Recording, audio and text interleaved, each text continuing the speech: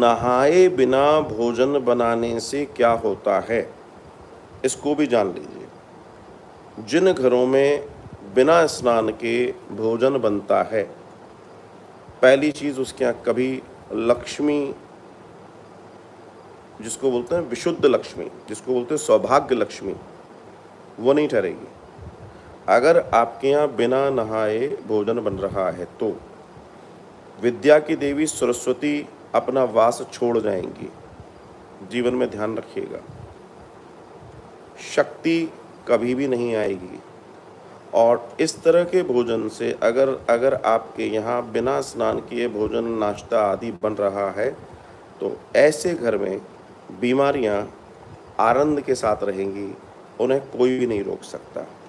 तो अगर आप अपने घर में, अपने परिवार में किसी को दुख देखना नहीं चाहते तो आपको मैं निवेदन करना चाहूँगा, किसी भी सूरत में बिना स्नान के आपका नाश्ता या आपका भोजन तैयार नहीं होना चाहिए। अगर आप ऐसा करते हैं तो आप कई पापों से युक्त हो जाते हैं। सबसे पहला पाप आपको लगता है, चूँकि हमारे यहाँ जब भोजन बनता है तो उसका भोग भगवान को लगता है, और अगर ऐसा होता है तो जाहिर सी बात है भगवान को भोग नहीं लगेगा।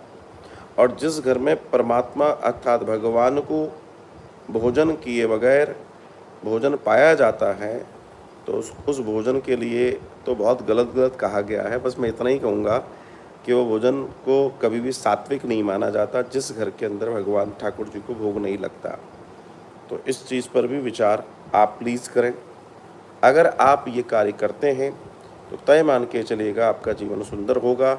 वरना आप अगर बिना स्नान किए घर में भोजन बना रहे हैं या बनवा रहे हैं, क्योंकि आपके यहाँ मेड भी लगे हो सकते हैं और आपको नहीं मालूम वो कैसे आए हैं, देखने में क्या बोलते हैं, थोड़ा बहुत साफ़ सूफ करने से आदमी बता देगा हम नहा कर आए, मगर आपको तो नहीं मालूम।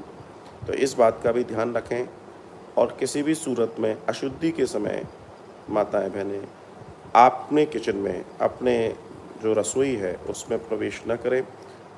ये कहीं ना कहीं आपके घर में बीमारियां और असंगतियां और कई सारे नुकसान को लाने वाला है। इससे आपका बहुत नुकसान होगा, आपकी पीढ़ी का नुकसान होगा, आपके लोगों का नुकसान होगा।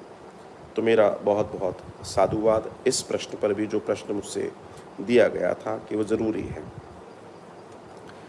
और अगर हम ये काम करना चाहते हैं तो ज़रूर करें।